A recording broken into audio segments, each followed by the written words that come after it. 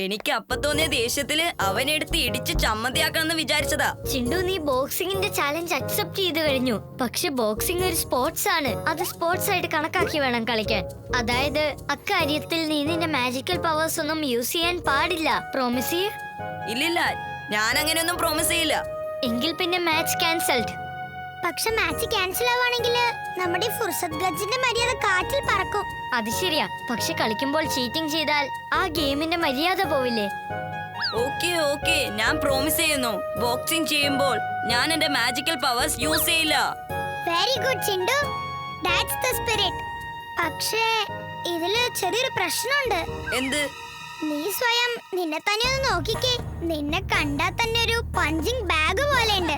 ഫൈറ്റിങ്ങിന് വേണ്ടി നീ സ്വയം ഫിസിക്കലി ഫിറ്റ് ആയി മാറണം. അതെ ചിണ്ടു, ഇമ്മിലി പറഞ്ഞത് ശരിയാ. ഹായ്.